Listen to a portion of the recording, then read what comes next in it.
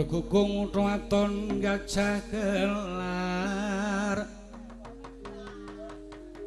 ore punggung wijo mantri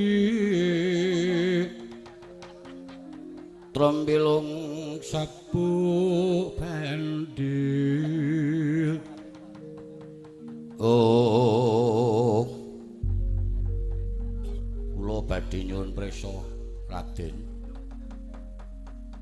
manjing wonten kraton Lesanpura niki wau angsal damel napa mboten kok rada bungah. Kok Nun. Karo adimu nggih niki mbilung. Aku wis ngadhep ana ngersaning Kang Sinuhun. Prabu Setyajid kok nggih. Jebul Prabu Setyajid iki ratu ning kluntah-kluntuh. Kluntah-kluntuh nyampluk sampean yo kejek-kejek kok sampean ngenyek. Sampean pun dong dereng sejarahe Prabu Setyajid. Durung. Nah nek durung ngerti mang takon.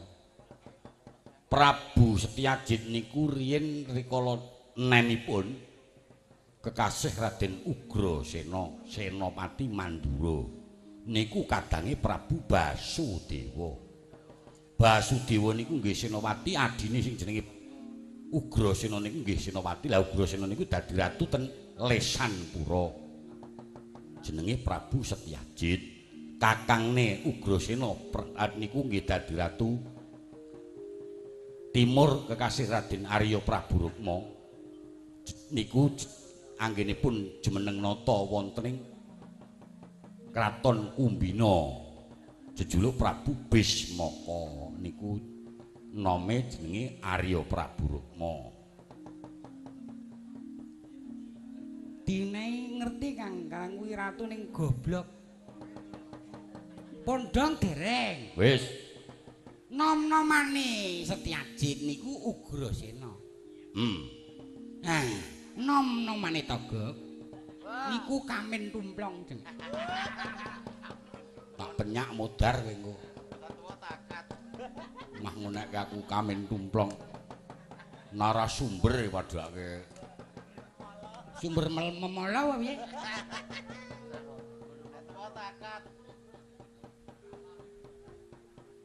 Togok Lun. Aku matur marang ngersaning Kang Sinuhun Prabu Setyajid. Tak pamerake bondo donyane Koko Prabu. Bajul semua. Yen pancen Setyanwati dulungake beteng kraton bakal ditretes nganggo berlian. Tak umuki yen pancen ngersakake sengkang sing gedene sak kurungan jago bakal disembadani.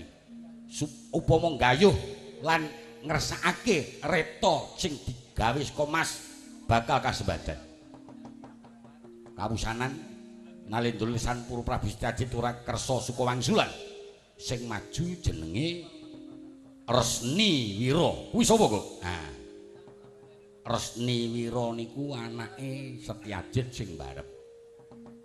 Mergo nek ngeten nggih, bojone Setyajid niku riyen gabuk. Njuk mupu putra Mandura sing jenenge Raden Setyaki. Mulane jejuluke Prabu Setyajid duwe anak Raden Setyaki. Setyaki akhir diwasa dijaluk kalih Basudewa. Ha kok ndilalah sak pungkur Setyaki garwa Ugrasena nggih Prabu Setyajid ngrebini lahir Resniwira niku putrane kalih Resniwira kalih Setyanwati. Diomongi Kang. Heeh. Setyanwati kan anake Setyajid sing wedok. Ha iya. Sing gedhe jenenge Wira Sableng. Resniwira ora Wira Sableng.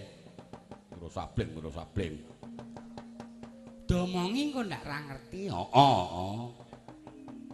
Setyaki mau piye mau sejarahe? Wis tak omongke. Kok, Lun. Dheweke iki ngulungake Setyanwati nanging nganakake sayembara perang, sayembara pilih yen Koko Prabu bisa ngalahke sing jenenge Resniwira bakal diparingake sing jenenge Setyamati kok. Lha lah nek Kang Raka niku kula ya rada njagoi kalih Kang Raka Prabu Bajul Semara niku. Njuk niki pripun kersane? Tinimbang kok mungsuh Koko Prabu arep tak coba dhisik. Sepira kekuatan Raden Resniwira kok. Nek ngandel kula ampun. Trah Mandura niku kabeh senopati.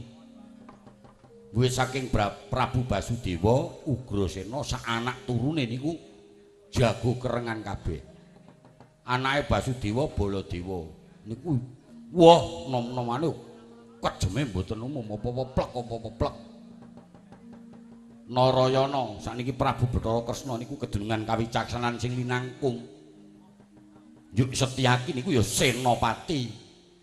Nek Resniwira anak Setyajit senopati mboten mokal. Ngati-ati sampeyan ngayal kandhane. Pramandura niku senopati kabeh. Nek Prapaya niku maling. Mulang ya kono. Kaya sapa? Prapaya kok maling. Maling wong wedok e. Cah urung ngerti kentang kimpul wis ngetengi wong. Bapakne kaya ditiru ngono lho. Kula caos Presa ngoten niku. Lajeng kula kok capet-capet kemutan. Sejarahipun Raden Resniwira niku kagungan pusaka. Naminipun Gada Wesi Kuning. Saman pun weruh Gada Wesi Kuning dereng. Urung. Ah, gedene ming sak lengen bayi. Ning ditutuke Gunung Jugruk watu ajur. Napa malih gundul sampean. Tekan kene kuwi sing ngejak aku sing bayar aku mang gundul-gundul ki. Lah nek gundul niku napa e? Mestaka. Ah mestaka nek masjid. Nek gundul nggih gundul. Nah beda gundul sampean kalih gundul asline. Nek sing asline nek mboten tukul. Ning ndi nika bakul semangka. Kula duwe ingon-ingon jenenge gundul. Eleman terus. Sandangane mon apa-apa njaluk. Saking sandal tekan jaket niku srayasa. Gundul kene iso. Mang ngomong ke kancane. Mula bakal tak coba yen pancen kowe njarahke jenenge Resniwira kok duwe Gada Wesi Kuning. Tak cobane sepira kekuatane. Kula pun nyaosi wewaler ngati-ati. Gada Wesi Kuning kados pun aturaken mbilung ngantem Gunung Jugruk dinggo gawe nuthuk watu ajur. Napa malih ming mbulu sampeyan. Ngatos-atos. Wes padakno kowe cobane jenenge Resniwira.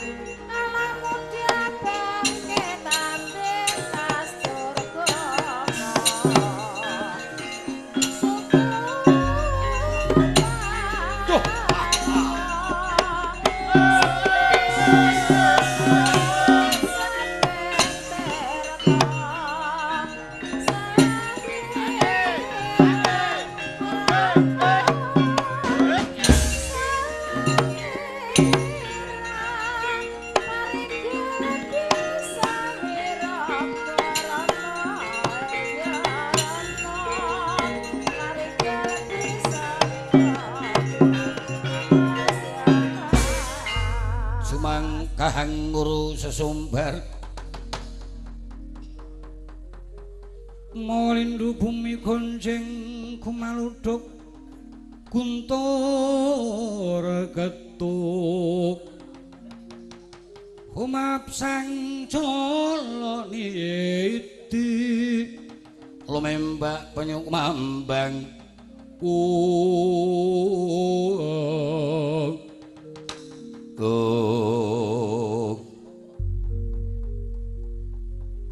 kowe kendel ora licik anjur nututi marang aku Resni Wira ora watak satru lisan pura cidreng janji aku netepi marang sabdaning ratu paribasane ora bakal bola wali pisan meneh yen kuwi adreng kang sarta cukeng bakal gayo adhiku Stianwati langkaana bangkene Resni Wira tak rasa-rasake ngemping loro gigi pati gedhemu sak kepel tak remet dari klarar bangkemu mrene pecah siramu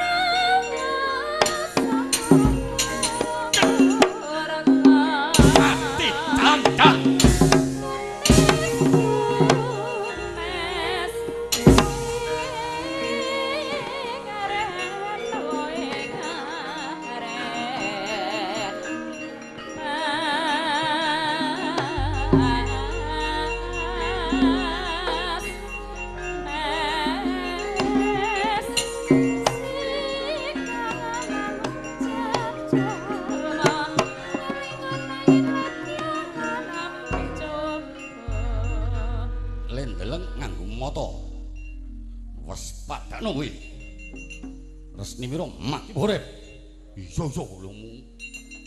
Sirahe wong tua nggo dolanan. Piye? Lung. Ki dimatke nganggo mata. Mati ora Resni Wira. Ngalem nganti muntuk-muntuk lambemu. Tonyo sisan kowe kok. Wani kok piye? Ora krungu kok.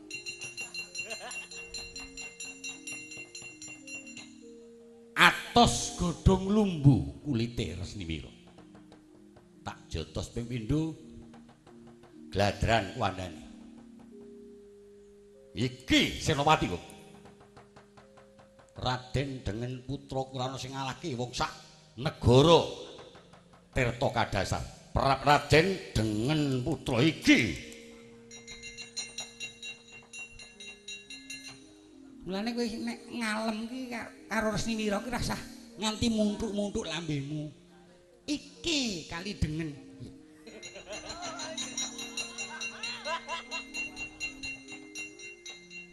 Ya.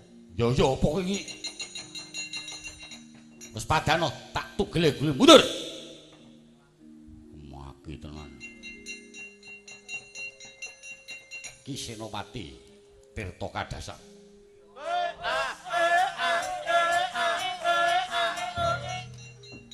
Dugere lekas. Duger Rasmira kali ringkih men. Dantem karo Reok Ponorogo kok jengkelit. Mang males Den. Lo tak perlu sing jenenge dengan putule kejek-kejek. Sengit aku. Tangi Mas. Nah ngono wah jan sregep banget. Nek aku sing kontrol mak jenggelek. Antep tangane dengan putru tangeh kang ngono mburi. Kowe maju pindho bisa kelakon untap urung trokot janam nyawamu aja tinggal bayu.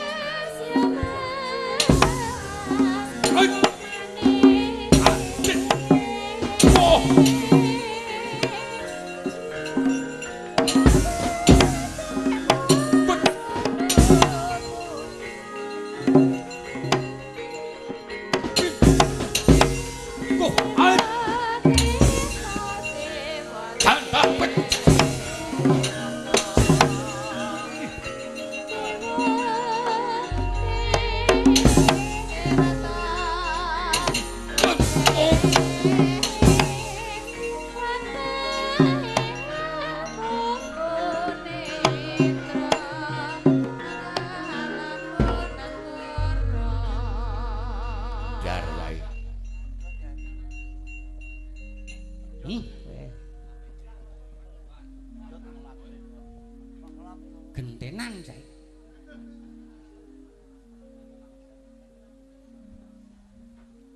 Mas. Bungu Mas. Mutar terus Mas. Mutar terus. Agak Dewa Bathara. Kancane semaput ya ndang digugah. Nggih nek kersane ajeng wungu nek mboten. Dantem karo Resmiwira kecek-kecek aku. Nggih niku. Wong niku nek menang-menang kaya Resmiwira nika. Ora usah dadak nganggo pindho gawe ceplok ngoten. Ning beda kalih sampean wong ndelora omong. Beb ora menyang-menyang. Ngerti kuwi kon bayar ya. Ya kuwi. Sing apik niku ya kaya wong kaya Resmiwira meneng mawon. Ngerti tiplek. Mundur mawon. Ora. Aku ora mundur. Tak cokot. Ati cokot lho. Ngomong ngono liyane eneng ngono. Liyane piye? Liyane Resmiwira ana wong dicokot ngragas men lho. Ya omong ngono. Pun mboten kengkul. Mundur. Oh nggih. Mbok ajeng dicokot napane? Tak cokot kupinge. Muga-muga cureke metu. Dadi sampean nyokot curek. Ket mangkot nyentulani terus to. Nek nyokot niku ampun kuping mbok liyane. Panganan akeh kok nyokot kuping. Mundur. Rasa bukan mundur. Malah ngidik mundur. Resmiwira ana paran. Aja tok endani kecandhal gigit tugel gulung.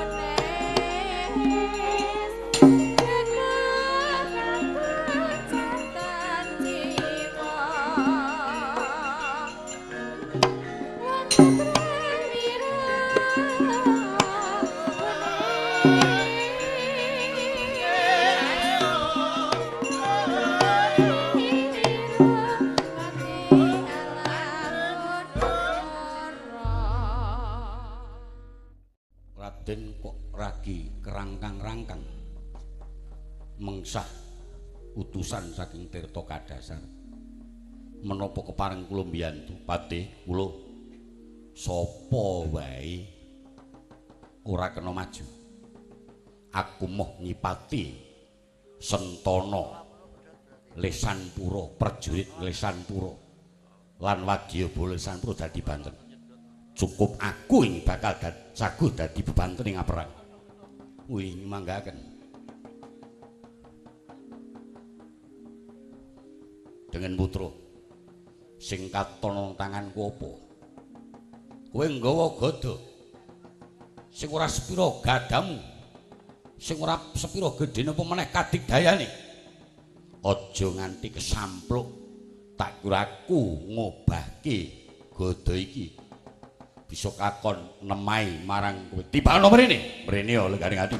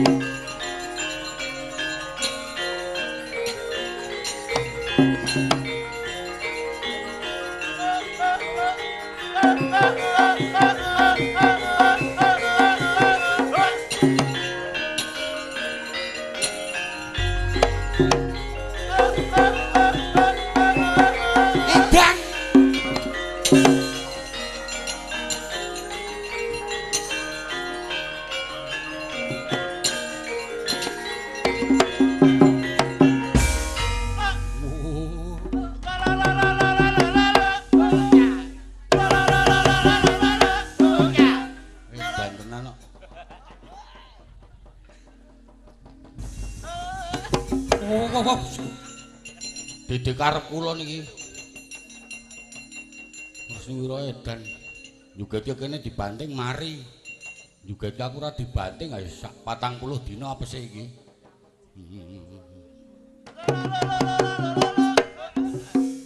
Edan tenan. Kere.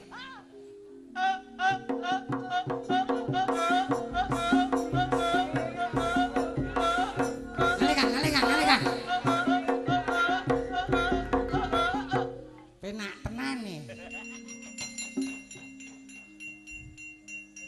Kok yang ngerti karem aku lho. Kareman. Lah wong cetok jan.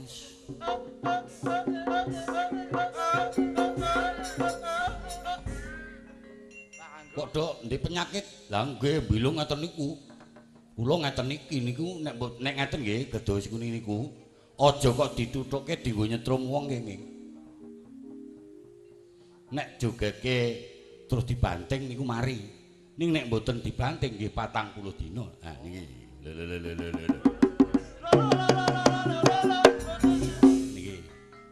Niki 40 dina niki kula ndek penyakit kajek-kajek. Jan aku jan tenan. Asik tenan.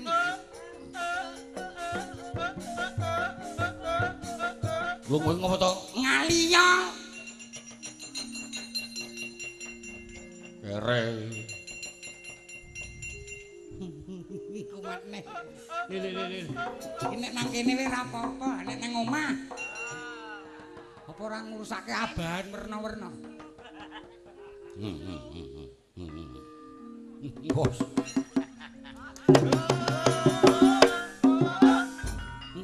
Aku sing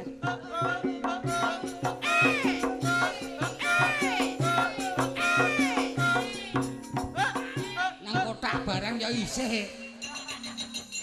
Mergo ora dibanting. Sono-ono wae. Eblek di ngono-ngono mbilu nganti bolong kabeh.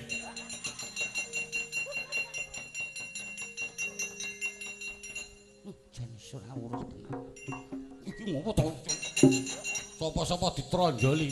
Aku tak manut kowe, Gok. Matur Kang Raka ling lamar dereng kinantran mundur. Mundur kok. Nggih.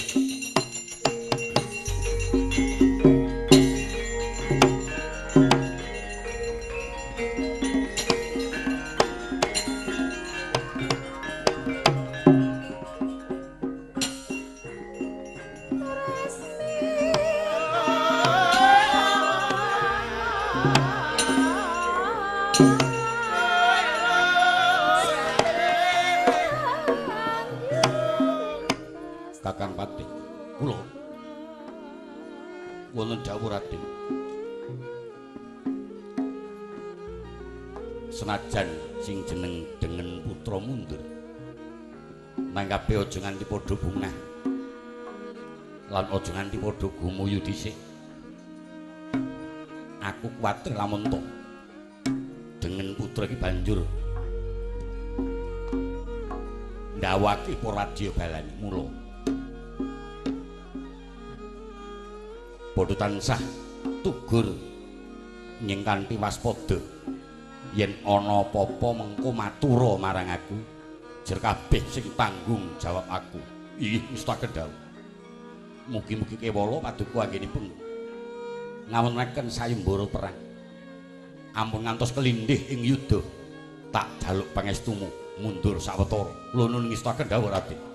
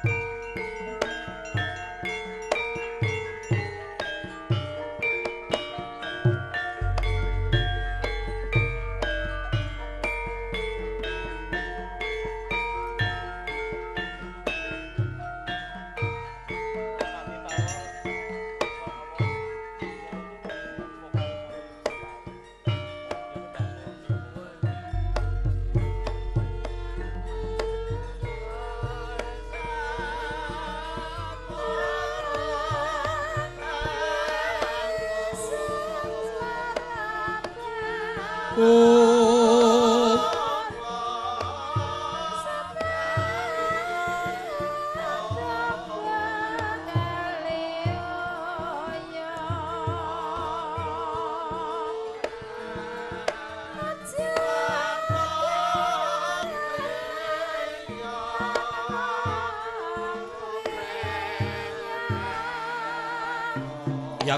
Sukendra kang manganak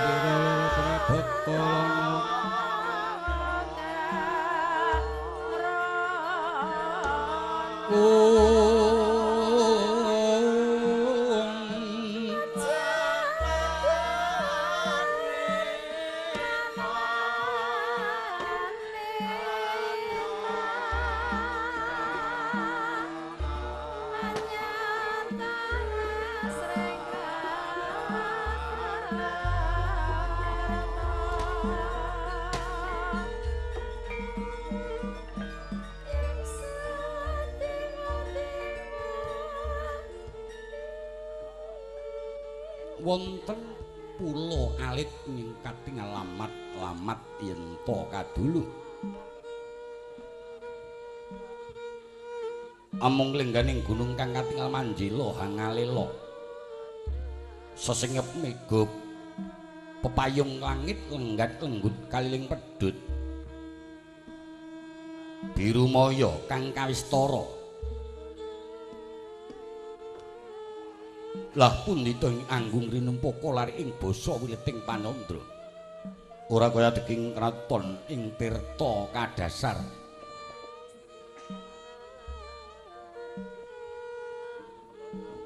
kondang negara ing tirta kadasar papan jembar turta wiyar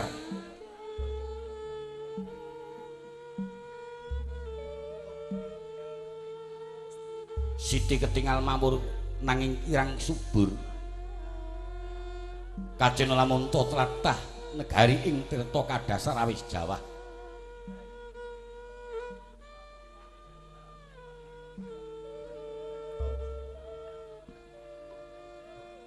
ingkang ketingal amung Madasturi jurang turung watu gumlundung guwa sirung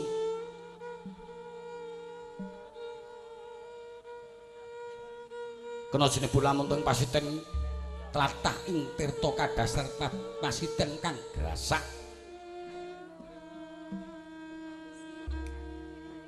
saiki lamun teng ing pinangka gesanging kawula sapraja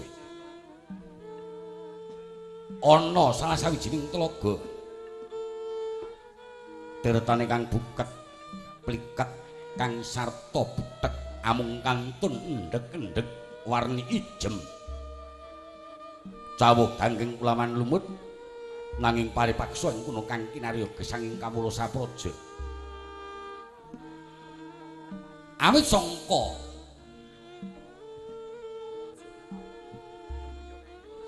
tindak tanduk kang sarta wewatakan ingkang sinuwun nalindra ing tirta kadasar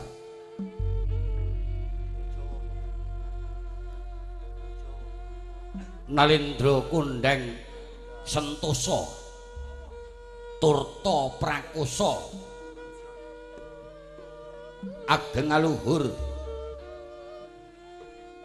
kagungan salira Prabata Siwi kena sinebut ing kono Ratu Raksasa tegese ratu ning buta.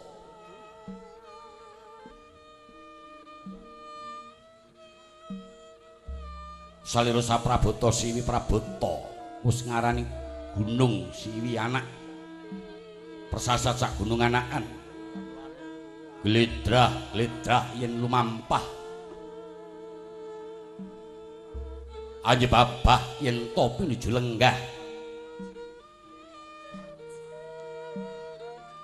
paklitan ireng amenges angura dumung pulatan jenggureng muka wiyar alis kaya uler geni idep ngala cakra godhek wok simbar jaja grana lir cantik ing palma rawis tumpang sanga lathi biru kecu binenges menger-menger anginge siung gedine sak gedhang ambon rekma gimbal binilah tinumpangaken widangan kanan wiyah kiring deladul-adul mawul-mawul tanpa tinata pundak brojol jangga mungal padaran bekel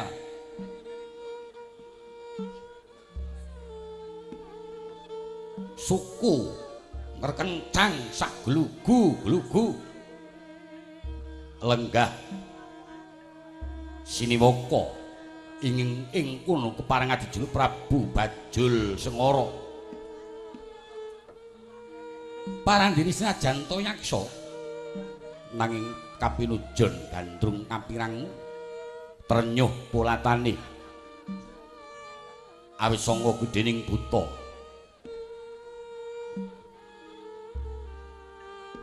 sesenggukan nginyum moncorat monco dirasa segune ingkang siwun kaya gluduk yen gumujeng kaya grojogan sewu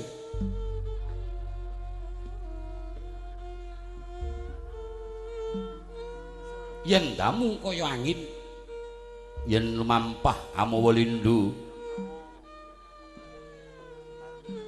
gereng-gereng kaya bledhek mangsa kesanga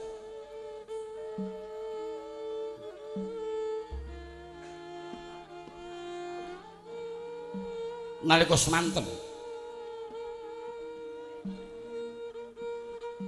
ngajengaken marang Kang Abdi kepatihan Rekana Matih kala teluh brojo ingkang tinanggenah ngatur marang sangganing Puradya Bala wong agung angrangu marang kundur ngengrayi Raden Dengan Putra kaya ngenteni kambanging watu item sing pawagabus sawetawis nglenggono anggraita kawijiling sabda gereng-gereng kaya simo antuk mangsak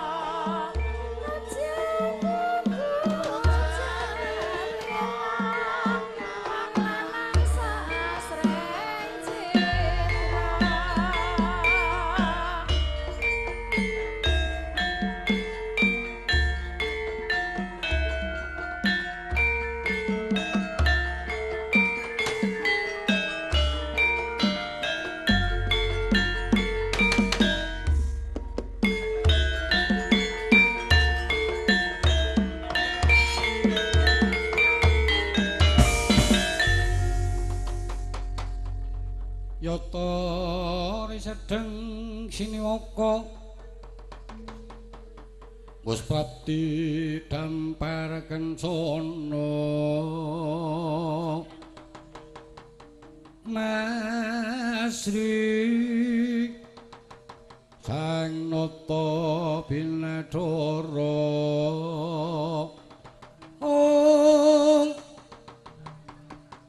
kinontreng sang regana saya iwang Bathara Kala kang sumewa ing kayangan tinju maya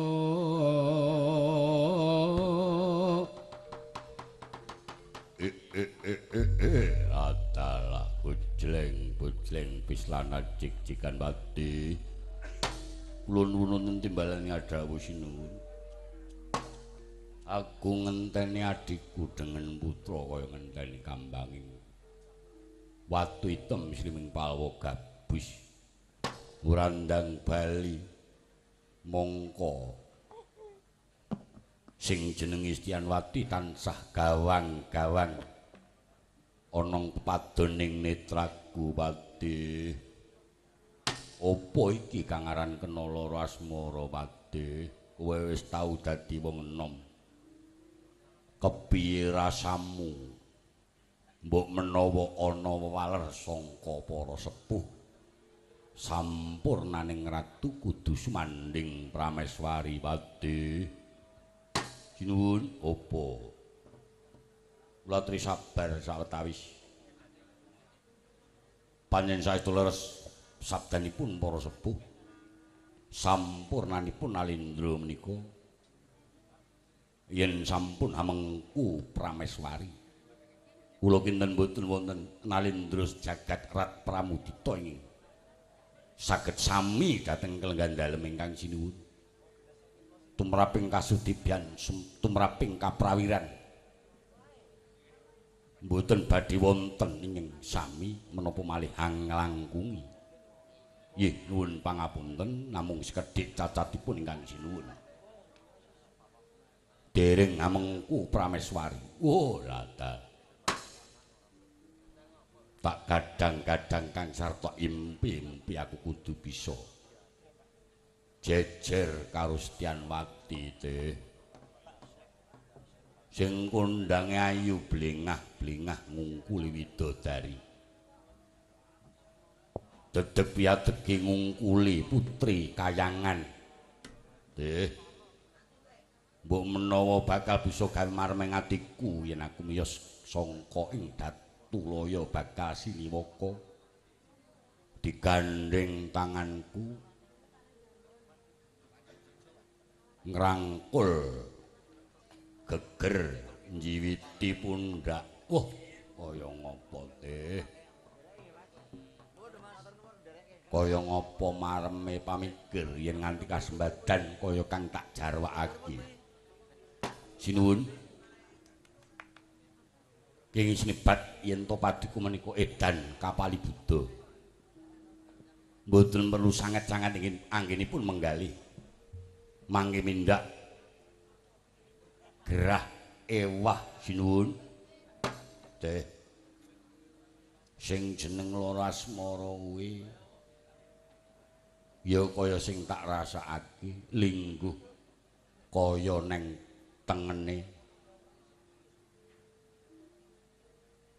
turu mlumah kaya ana dhuwure gegawangan miring kaya nang sandinge aku ora kuat ngampah silak kepengin bakal mboyong diajeng Stianwati teh tiyang tresna menika mawa pangorbanan sinuwun kula sampun nate dados tiyang nem katresnan kula menika wah jan sinten kemawon sami nyerati kalih kula senajan to parapan kula triplek Ning bocah-bocah nek kalih kula do klirak-klirik.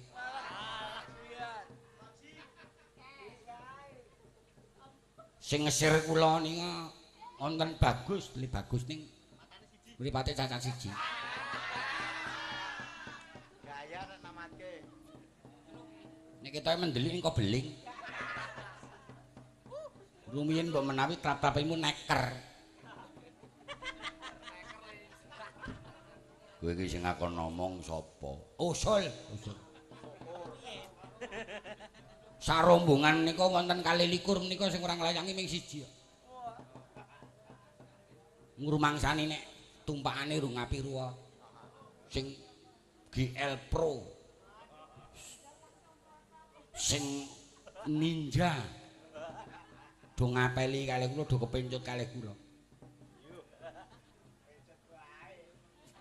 Aku moh Mas nek ninja tinja senengku. Iki omong apa? Teh, Yun. Besok kapan aku kelakon ngondong diajeng Setianwati. Tan samar pamoring sukma sinuk moyo winaya ing sepi swimpan telenging kalbu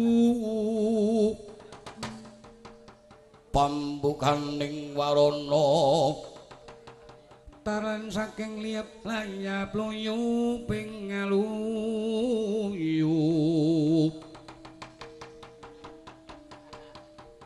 pindha pesating supenuk sumusuping rasa jati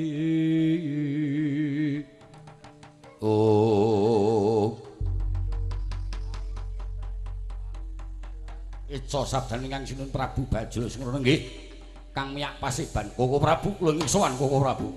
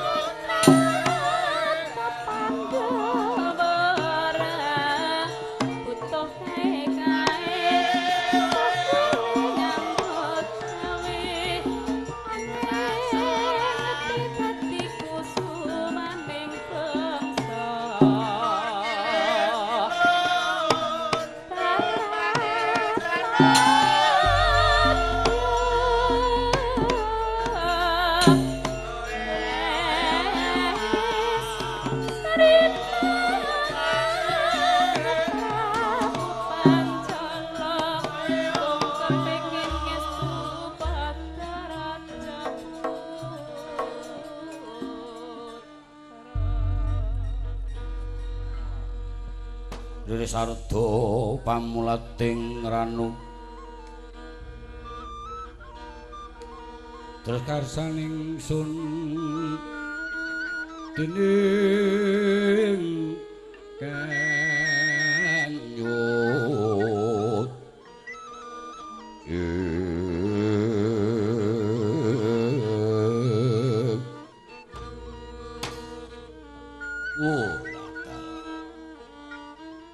adikku dengan putra mancing ngonong setinggil Raharja di nggon ngadhep ana ngarsanipun Kakang nggon pangestrinipun Koko Prabu kados mangki widodо syukur Bejo Sewu karo Togog lan Bilung iki cocok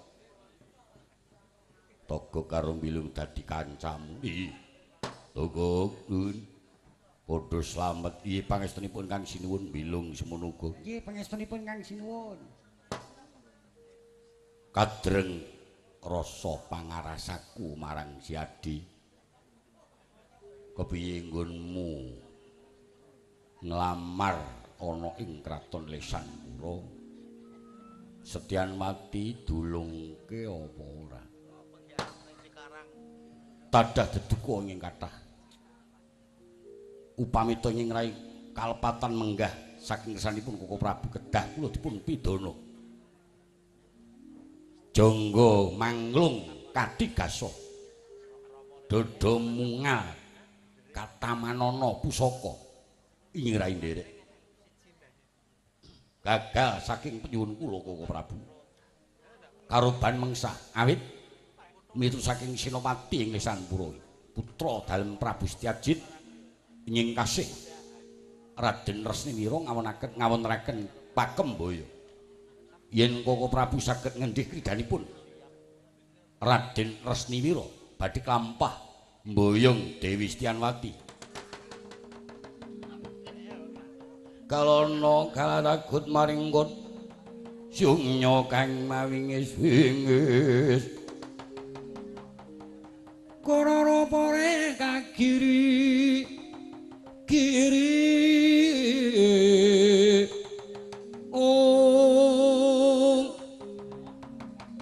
mangasas pindha maruta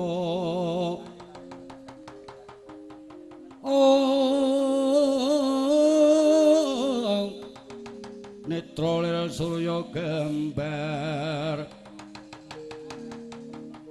etep mangala cakra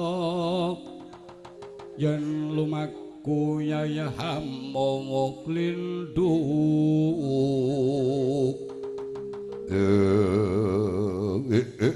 ladalah wonge sepira yen udadanipun mboten sepinten nanging ingkang rai sampun nyobi ladalah toko glun duduhna sing jenenge Resniwira klethak-klethake bangin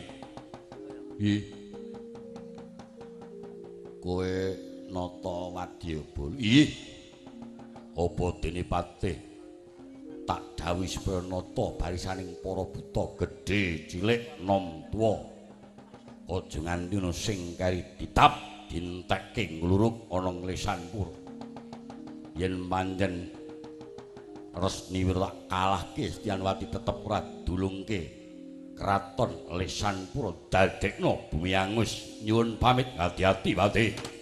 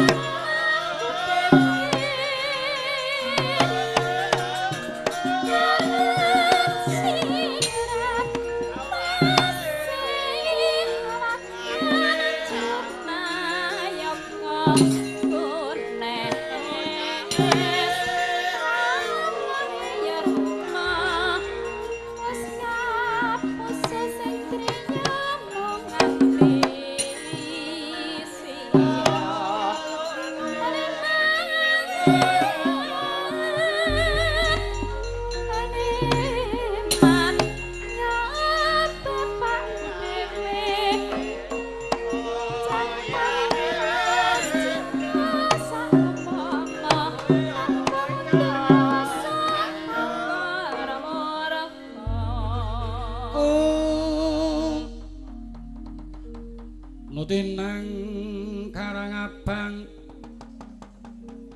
Kyonake utang padi utira kang nyembur eka siji dwiatap manunggaling rasa kakarimang muni bangun ana peteng duduwangi oh laka nyadong dawuh Pati laka kula nyadong dawuh Pati iki cara mbok dibidalake iki telopo iki sedaya puri rica-rica bari dawuh wah kala nyadang Jawa rekana patah nyenten numbungan untuk ditimbalin dan anak mati apa teh boleh adono piye atus sisuk tabulu ono rada wulan sini bose kuwi bose apa asimo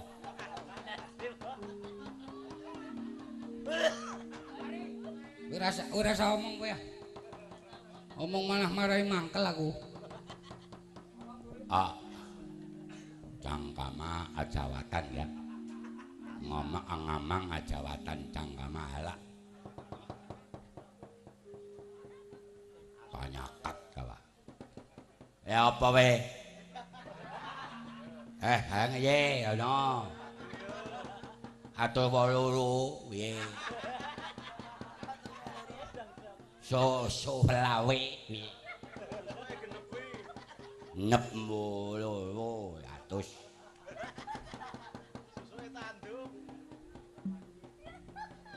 ata ora usah omong kowe iki omong ora dong omong Mas nek kira-kira teles ngomong ora ngomong aku malah risin andane ana buta ora dong kowe apa we tumuk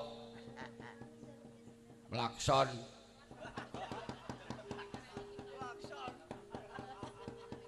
adake irung kaya klakson nyok ora ngurus apa we ya moyo klakson emu jam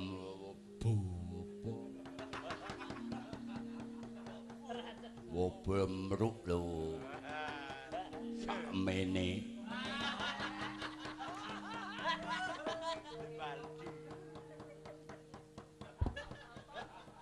Cangkamah rawatan ya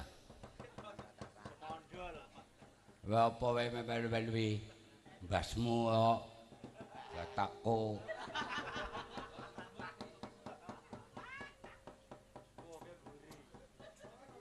walah kawa tak rasa-rasaka asa banget kawa wae apa wae bedinangan wae bedinangan ki apa ora kawah kowe apa sabu badu sene kok asbu iye bedinangan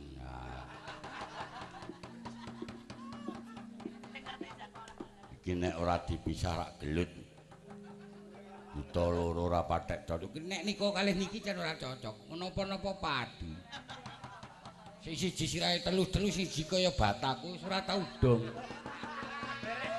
sing kok bataku teke kotak ora iso mikir sing gundul men telu-telu tok wis ora ono gunane andekne ana wong ayu klithah-klithih buta ngingu buta loro kok buta bangsat kabeh wes sampe lumba-lumba lu samplo beng kowe wasmu blus Ya mau sabeleme dhewe awur. Ora apa wae. Bedinang sak.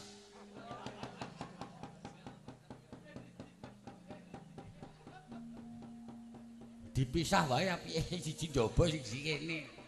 Dadi ora patek gelut terus. Nek jajeme gelut karo udur. Sing digo udur kok mung wong wedok terus. Cangkama, malah kawa. Aku mah trenyuh aku. Unek-unekan buta mah ngemengke kuping. Aku muni karo ngedoleke aku elek, kowe melu-melu ya malah elek. Sawelu-melu wae. Wolok bayari apa wae?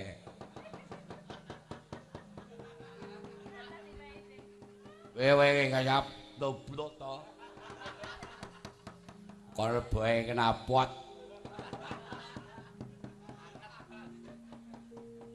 Bocah perciniman wonten dawuh sakancamu dikandhani. Ngemban dawuh sukungsane Gustimu Prabu Bajil Semara. Kowe supaya mluruk ana ing kraton Lesanpura. Nggayuh putri. Yen iki mengko Gustimu bisa ngleboni sayembara. Nanging putri tetep dikukuhi jarah rayan wong sak Lesanpura. Yen perlu negara Lesanpura dadekno Karangabang obongen kowe latar. Kula nyuwun pamit keparing. Nganti dhateng kula rencang-rencang. Sawani Gusti kula menika mangke gagal. Kula kedah mangsa dhateng tiyang-tiyang Lesanpura. Yo. Dimangan di. Wah, dalah mangan iki. Mangan iki. Ayo mangan iki. Mangan. Mangane mendemi modar kowe engko. Delok-delok telihmu kuat ora nek mangan iki. Nek mangan siji aja kokean mrica.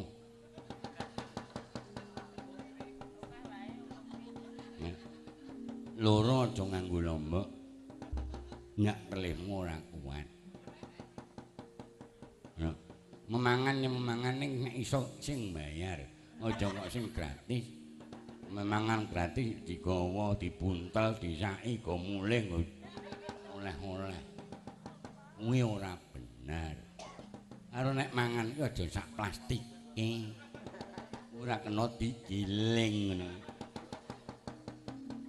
Sesuk ndak metune atom. Wah jijiki tenan.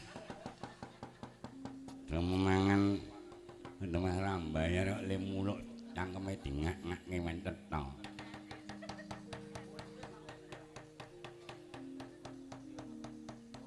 Nek beto bojo angsal mboten boleh. Nek wae tak jak. Sapa? Tarni. Tak pamerke. Men sedulurku do ngerti kabeh nek Tarni iki mbiyen nyangkuk. Nek saiki do tak pameri. Arep sapa sing wani ganggu? Teman karo Dikaya-kala sabda.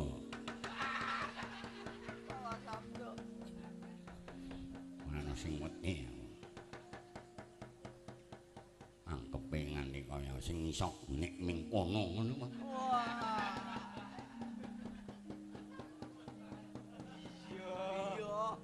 Kowe iki ngrumangsanono nek ngomah duwe balon. Nek nganti balonmu nesu. Wis lat. Kae wis tak kurunge ora iso nesu. Monggo nek ora kae ora aku. Tak ewangi arep ngrumat maratuwa aku. Sapa ngerti sok bagiane kek aku. Bagian lelarane nulari kowe. Wis aja padha udur. Ndang kaki mangkato. Kula nyuwun pamit wedal samangke aja ket kaya bocah cilik.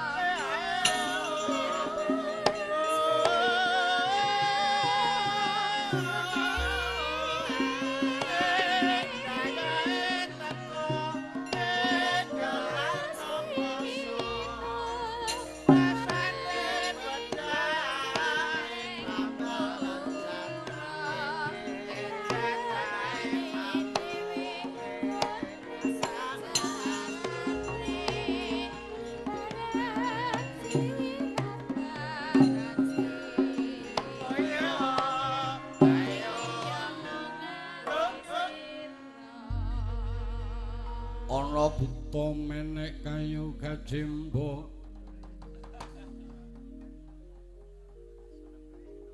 Kya buta mangsaku narepa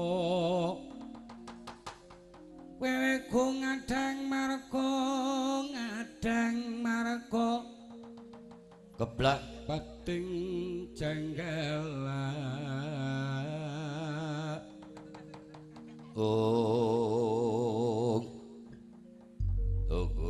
Dun wis tau weruh sing jenenge Istianwati, dereng. Ayu kok. Blingah. Kaya Marsi. Panjenengan sampun nate prisa urung tau prisa kok muni ngarani blingah neng pengimpen kok. Dedege ngringin sungsang sak pundhakku dhuwure. Gandeng tangan ngrangkul geger tak tekem drijine kok anyes Salju niku ten impen ya wong ngimpi nek jane sampean niku nek karo Istianwati ora cocok kok sinuwun sebabe opo dewa sampun ati paring wewaler titah mercapada yen golek jodho ya kudu sing satrep yen ratu karo wanita, putri yen satriya karo wanita, yen pendhita karo endang, yen widodari karo dewa. Niku sampun nonton walere dhewe-dhewe nek buta ya kudu karo buta wedok ngoten. Kowe krungu dhewe. Nyun sewu kula rumiyin ya pensiunan dewa. Kowe kuwi. Nggih, lah niki nggih dewa niki, dewa. Riyen. Dewa riyen. Nek cara sakniki ya pensiunan wiyaga niki. Ajeng tuwa nika narasumber niki. Sinten mawon dimong kok. Gawe gelar. Lah bapak sampean sing ngomong niki. Kowe kuwi kan Iki ana narasumber. Sumbering memala. keamanan dan simo iki. Mujum. Dadi saben ratu dimong niki. Kuwi Le mikir nganti entek untune.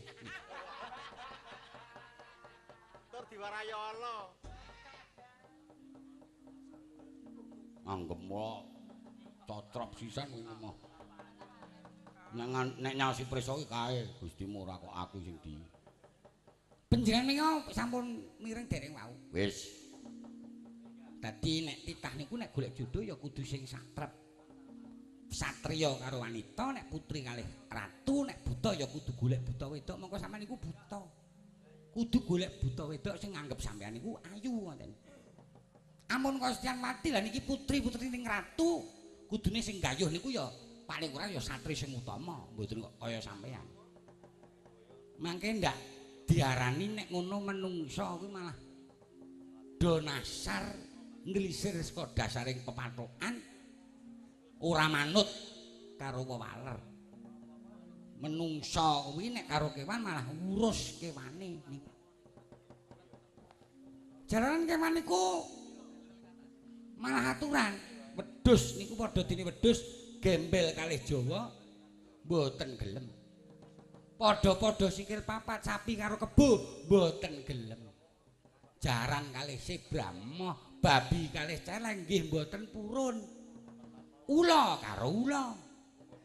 Ula koros judune ula koros, ula weling judune ula weling, ula welang judune ula welang, ula bu judune ula bu. Ula bu jodoke ula banyu mboten gelem. Ora malah ngurus kewane do tatanan nggih ta. Lah nek wong ora napa-napa jodoh karo londo ya gelem, karo Cina ya dialap. Engko nek wis mendem sithik yuk wong edan didusi ya dipangan lah niku. Jenenge pun mboten tatanan malih. Saya niki. Wong montor mentek nyemplung segara niki. Wak cucup mbun-mbunamu pisan. Nguneke wong tua kok ngontor entek nang pinggir segara karang pangan renget kok. Nang segara kok ana rengete. Nggih, yen upami dipun raosaken aturipun bilung menika cocok. Ingin paring mawaler ngaten menika istanipun dewa didhe kok namung titah lumrah menika mboten. Gok, Dun, aku arep nyebal saka waler. Mbuh ora idep kuwi walaring dewa, mbuh kuwi mung ngomongane bilung. Ora bakal tak guguwa sak utrima ora urip. Ora linggo jejer karo Stianwati kok. Yung.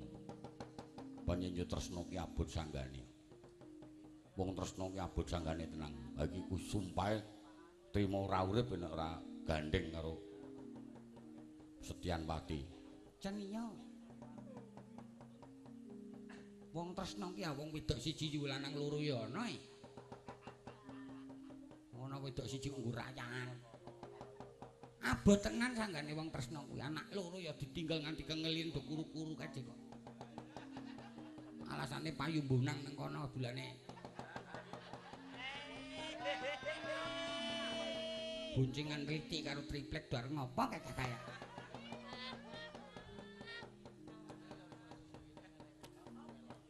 Ngang kowe iki. Yen ndaratur kula ngantos-atos Gog. Tresna kuwi ngurbanke nyawa kok. Aja menglirang, nyawaku tak kurbanke. Yen nganti aku ora bisa gandeng tangane Stianwati Keraton Nglesan tuwa obrak-abrik kok ngatos-atos dibiung.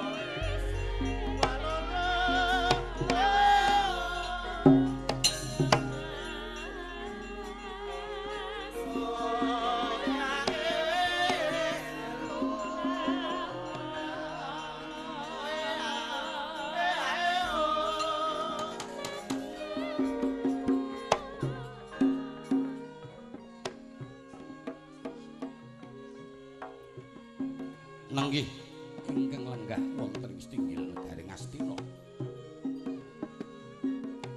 Prabu Duryudana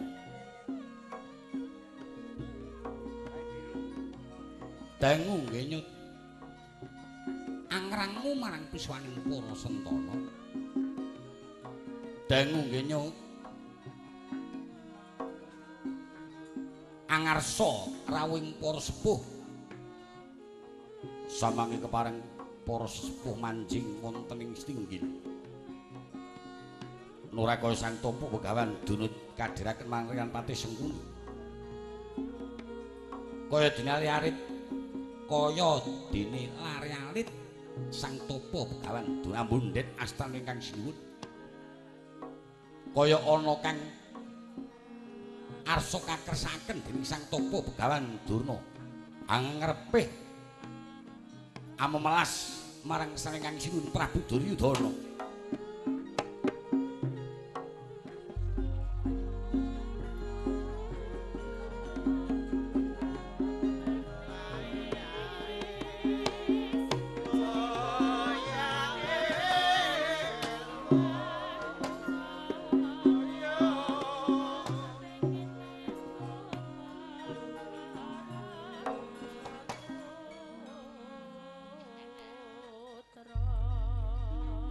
Yat langening kalangyan Aglara pandan muncara soroti kegonang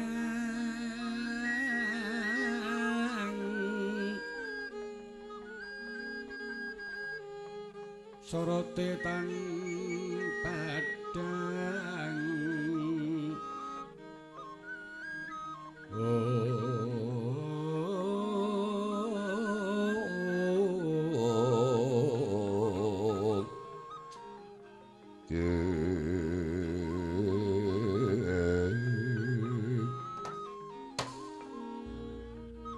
Amban Sengkuni wonten paring adhawu anak Prabu.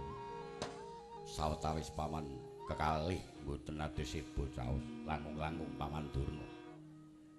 Sampun meh catur dosa dinten boten rawuh wonten Listinggil.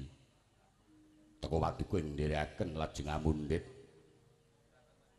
astanipun nggih putra gungan kados dene bayi wingi sonten. Wih. Kula trindang piyambak Kakang Durna. Nggih.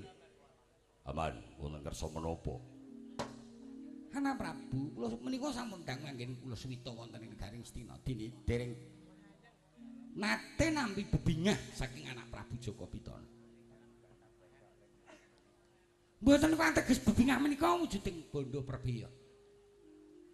Bingah menika mboten namung wujudaken bondo nanging rasa kanikmatan. Rasa sejatining rasa ing dereng nate dipun paringaken dhateng kula. Kula malah bingung. Wah sing rembak kemawon ngersakaken menapa? Nalika kula badhe palakrama kaliyan putra Kumbina. Nggih pun diajeng ledhek mini. Menika kawon rumiyin kaliyan Kang Raka Bathara Kresna. Nah. Gandeng menika putra Setyajid inggih tasih legan. Anak Prabu kula triparing biyantu dhateng Kang Bapa. Putra Prabu Setyajid ingkang kekasih Dewi Setyanwati badhe kula boyong. Kersa anak Prabu rawuh wonten ing kraton Lesanpura nggih. Kaya bocah cilik legungan. Ana wong tuwek kaya njaluk rabi. Dicuni, Nun, niki kewajiban dicuni. nggih. Nggih kula suwun kanthi sanget pambiyantinipun angger Duryudana. Nggih. Nalendra mambek marutama lega donya ing sirna linlaing sirna semreng prakamula dasih oh aman sing muni wonten dawuh Kurawa pun kerekaken lho badhe nganti Paman Durna mulih legar penggalipun Paman Durna badhe kula lamaraken wonten kraton Lesanpura. Oh nggih kepareng ing Bapa Nata para Kurawa. Nggih Paman monggo Paman Durna. Matur nuwun nggih matur nuwun.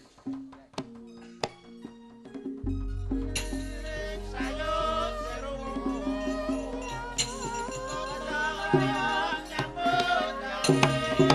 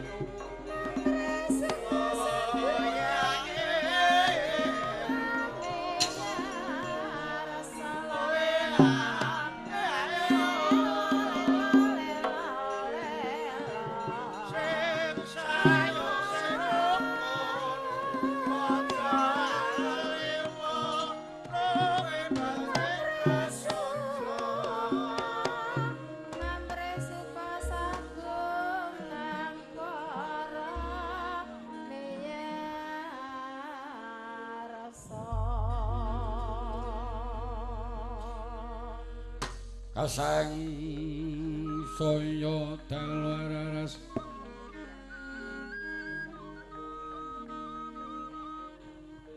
Habyara sara lintang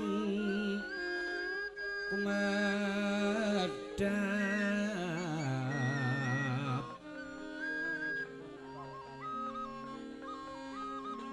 titi sonya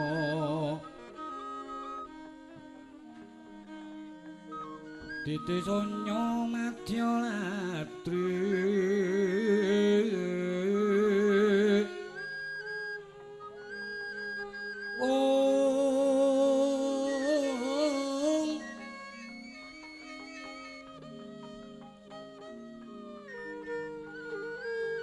sang Dwijamara ngengeng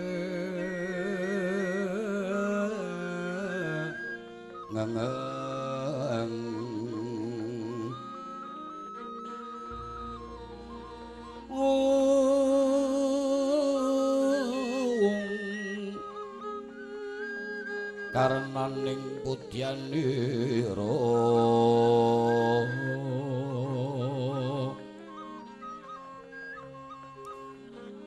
kumaraning madu bronto manung sungsarining kembang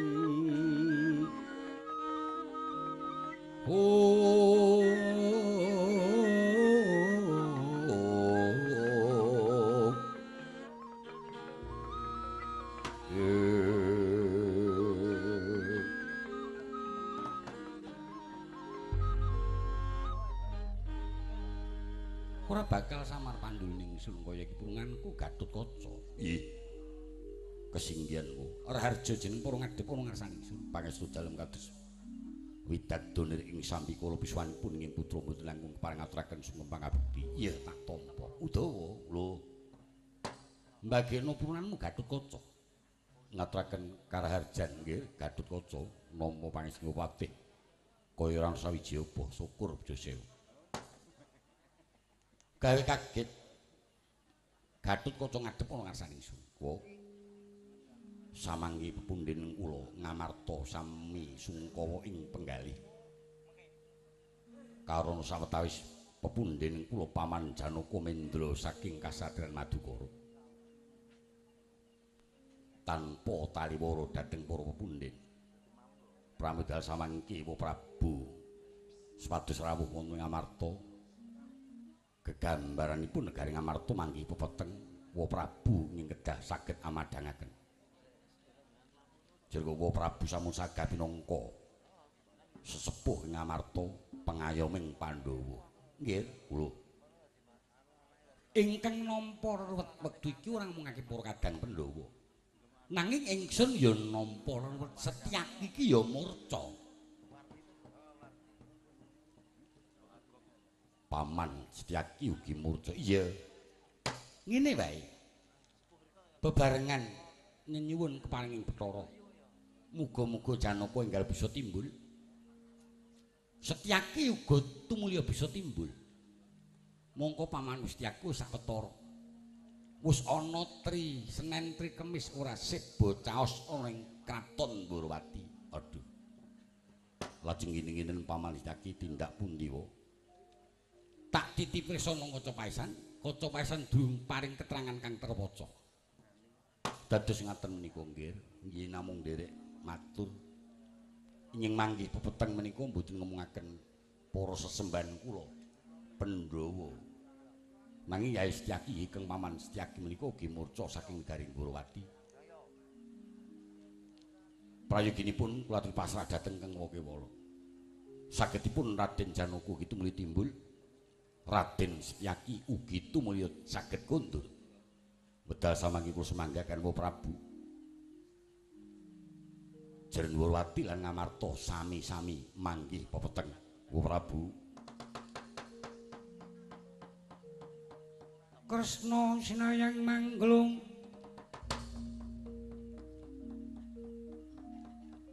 mangruk mining cakranira mitraning asta neng ngasta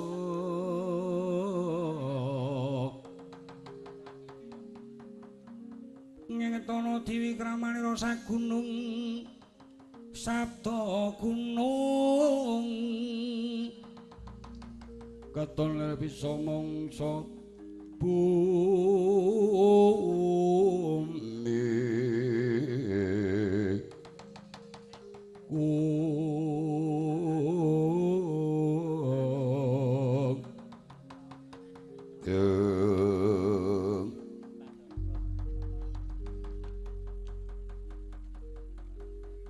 coba sowang-sowang nggih pamanmu Janaka upadinen tak kanteni Kakang Dawa aku go tak goleki pamanmu Setyaki ih mboten langkung nyuwun pangestunipun Mbah Prabu sing pareng ngati-ati Udawa kula tut wurya marang Purnaning Sun Gatotkaca ngupaya marang Dimas Janaka ngestakaken dawuh sakderipun ingkang ngabdi bidhal keparenata para dewa bos menjagi katentraman negari Ndrawati Kakang Udawa mengkono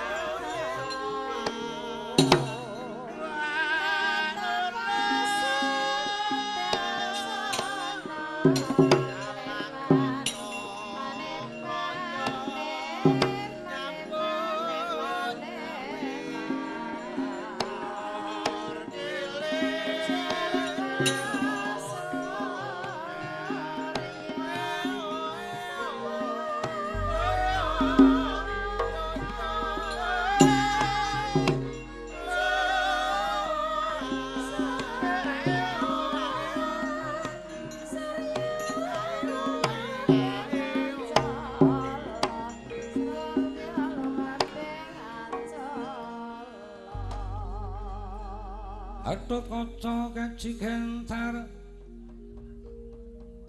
kentar ngambal Jumantara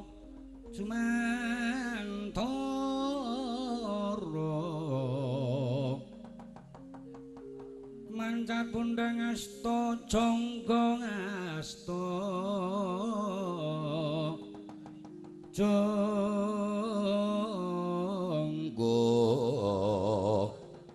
kembung-kembung mating kalundung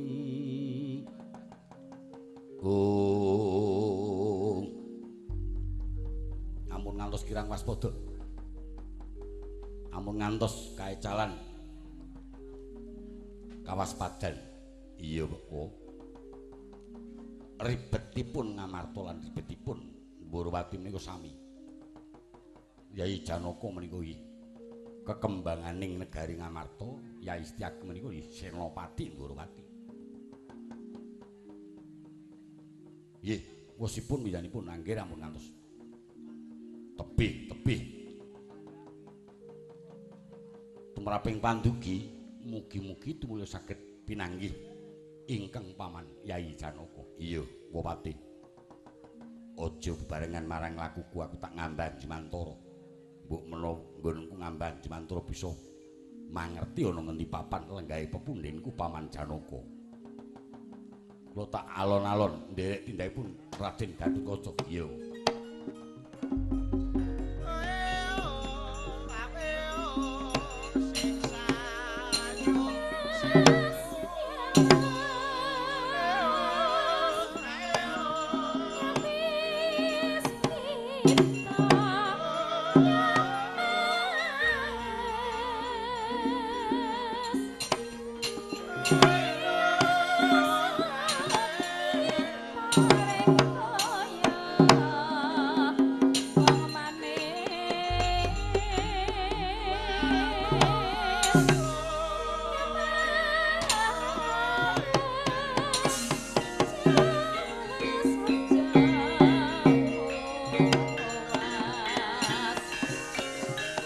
Thank